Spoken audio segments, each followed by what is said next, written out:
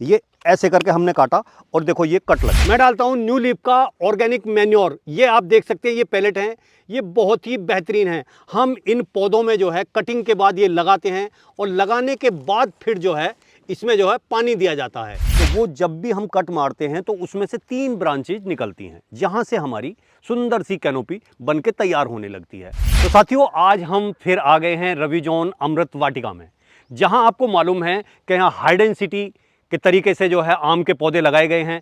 इसमें जो है 22 प्रकार की वैरायटी हैं।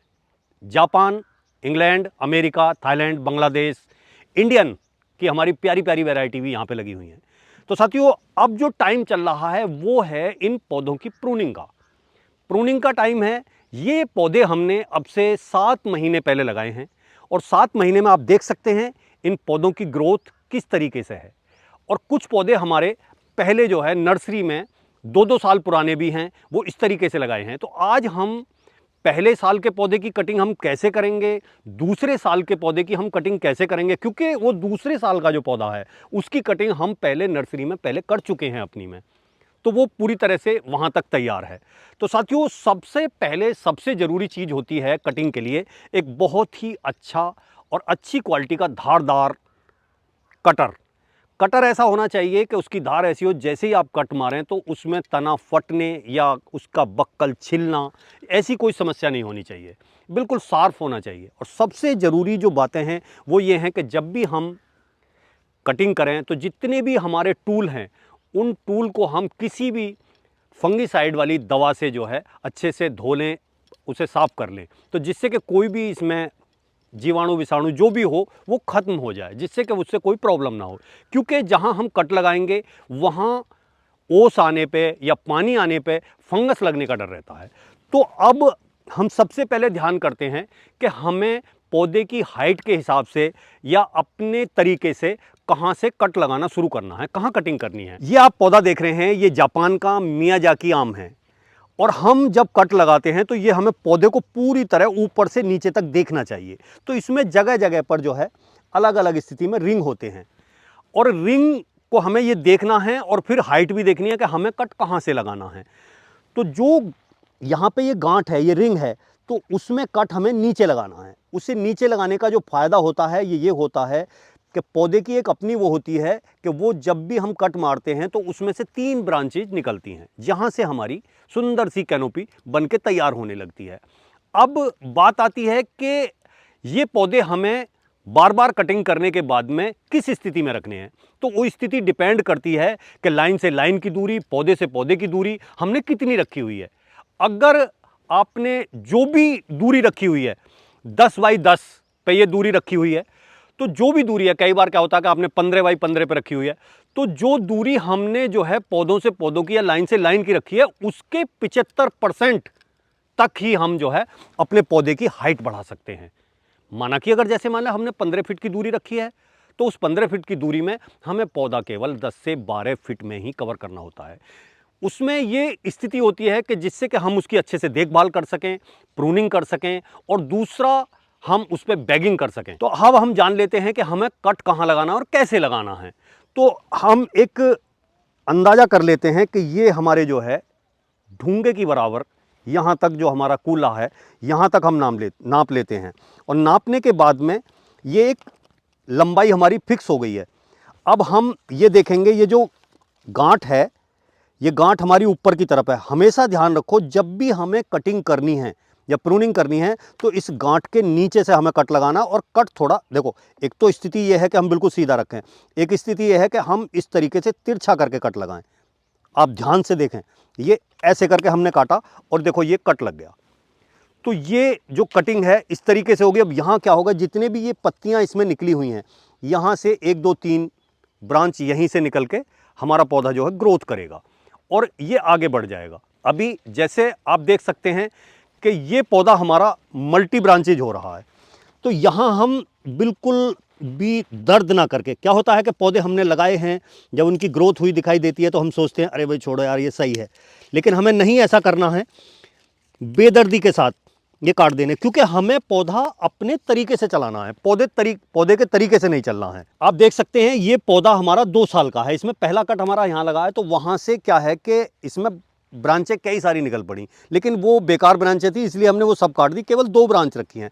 अब हम देखेंगे कि जो हमें दूसरी साल में जब प्रूनिंग करनी होती है तो हम कहाँ पे करें। तो यहाँ से लेके यहाँ तक की जो दूरी है वो 1.5 फीट कम से कम हम देख लें, और फिर वही स्थिति कि हमें गांठ के नीचे से काटना है। तो ये हम फिर जो है इसे ऐसे ही तिरछा करके ये यहाँ पे कट लगाएंगे। तो ये इधर कट गया है और ये इसके यहीं पे ये भी हम जो है यहाँ से काट देंगे।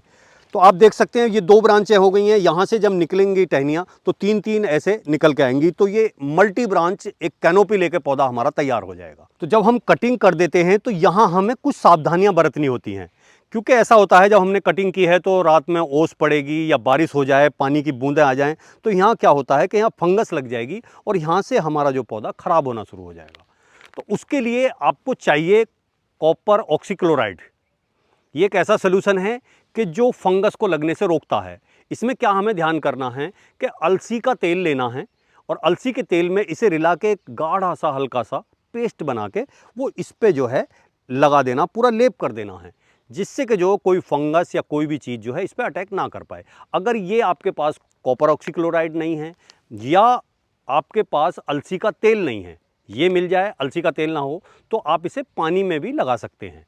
दूसरा, अगर ये दोनों ही चीज़ें ना मिलें या ना ही हो आपके पास या कम पौधे हैं, जैसी भी स्थिति हो, तो आप क्या करेंगे, जो गाय का गोबर है उसे जो है लेके और इस जगह लगा देंगे, क्योंकि गाय का गोबर भी वही काम करेगा जो ये करेगा। और वो आपने देखा होगा कि पुराने बुजुर्ग कोई पौधा वगैरह लगाते थे तो वो ऊपर से जो है ऐसे गाय का गोबर लगा दिया करते थे, तो वही काम करता है। और तीसरी सावधानी क्या बरतनी है ये भी ध्यान से सुनिए। तो सबसे पहले तो हमें जो है पानी का इंतजाम होना चाहिए। कटिंग के बाद में फ़ौरन पानी लगना है, और पानी से भी पहले हमें जो है इसमें जो है फर्टिलाइजर देनी है। नत्रजन के लिए मैं डालता हूं न्यू लीफ का ऑर्गेनिक मैन्योर। ये आप देख सकते हैं, ये पैलेट हैं, ये बहुत ही बेहतरीन है। हम इन पौधों में जो है कटिंग के बाद ये लगाते हैं, और लगाने के बाद फिर जो है इसमें जो है पानी दिया जाता है। इसे क्या है कि अभी हम इस तरीके से ये डाल देंगे, और डालने के बाद हर एक में एक अच्छी क्वांटिटी में हर पौधे में हम डालेंगे, और फिर पानी देंगे। पानी देने के बाद सब ये मेल्ट हो जाएगा और हमारे पौधों को देगा बहुत ही भरपूर ताकत। अब जैसे कई बार क्या होता है कि जैसे हमारे शरीर का कोई अंग कट जाता है तो हमारे शरीर की बहुत क्षति होती है, उसी प्रकार से जब हम अपने पौधों की कटिंग करते हैं तो इसमें जो है हमारे पौधे की भी क्षति होती है। उसके लिए हमें एक्स्ट्रा फीडिंग, एक्स्ट्रा केयर की ज़रूरत होती है। तो उसी कड़ी में आता है ये न्यू लीफ का ऑर्गेनिक मैन्योर।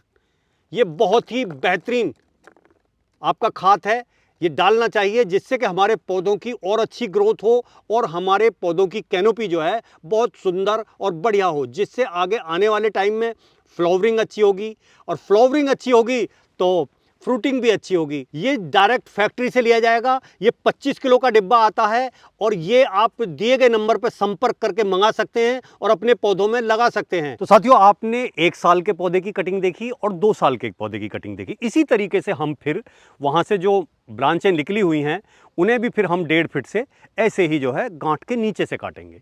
लेकिन जब 3 साल के बाद चौथे साल में हमें जो फल लेने की इच्छा होगी, तो फिर हम एक ध्यान करेंगे कि जब आम का सीजन ख़त्म हो जाता है तो ख़त्म होने के बाद में फिर हम वो जो कटिंग करेंगे जैसे हमने दिखाया कि गांठ से नीचे कर रहे हैं, लेकिन उस टाइम जो है सितंबर में हम जो उसकी कटिंग करेंगे गांठ के ऊपर से। तो जैसे हम गांठ के, देखो ये यहाँ पे गांठ है, हमने मान लेते हैं कि यहाँ से टाइम ख़त्म हो गया, फल टूट गया। अगर हम यहाँ, ये पूरी टहनी है, अगर हम यहाँ से कटिंग करते हैं इसकी सितंबर में, तो यहाँ से क्या होगा कि यहाँ से बौर निकल के आएगा। बौर निकल के आएगा, फ्लावरिंग बहुत अच्छी होगी, एकदम से निकल के आएगी, और उस पर बहुत बढ़िया तरीके से जो है हमारी फलों की सेटिंग बहुत अच्छी होगी। साथियों, ये जो वीडियो में हमने जानकारी दी है कटिंग और प्रूनिंग की, ये कमेंट करके इस जानकारी को ज़रूर बताएं कि ये आपको कैसी लगी।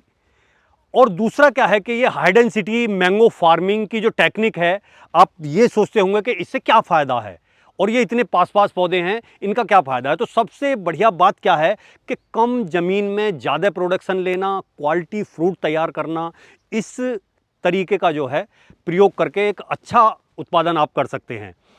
दूसरा क्या है कि हम जब कटिंग करते हैं, प्रूनिंग करते हैं अपने पौधों की, तो वो जो उनकी दूरी होती है पौधों की, लाइन से लाइन की या पौधे से पौधे की दूरी, उसका 75% ही हम अपने पौधे की हाइट रख सकते हैं।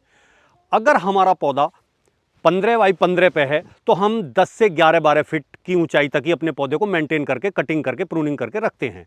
उससे क्या होता है कि हम उस पर अच्छे से जो है देख सकते हैं अपने पौधे को, और उस पर दवाई वगैरह स्प्रे वगैरह कर सकते हैं, बैगिंग कर सकते हैं, और फलों को बहुत आसानी से हम तोड़ सकते हैं। जब हमारे बड़े पौधे होते हैं तो हम हिला के तोड़ते हैं, वो गिरते हैं, उनमें रगड़ लगती है, उनकी क्वालिटी ख़राब हो जाती है, हमारे फल आधे से ज़्यादा फट जाते हैं, तो मार्केट में उनकी वैल्यू नहीं होती, उनके रेट हमें कम मिलते हैं। तो ये जो हाई डेंसिटी या अल्ट्रा हाई डेंसिटी या सघन बागवानी, ये जो है हम किसानों के लिए एक बहुत ही अच्छा सलूशन निकल के आया है। आप भी करें इसे और एक अच्छा मुनाफा उठाएं। धन्यवाद।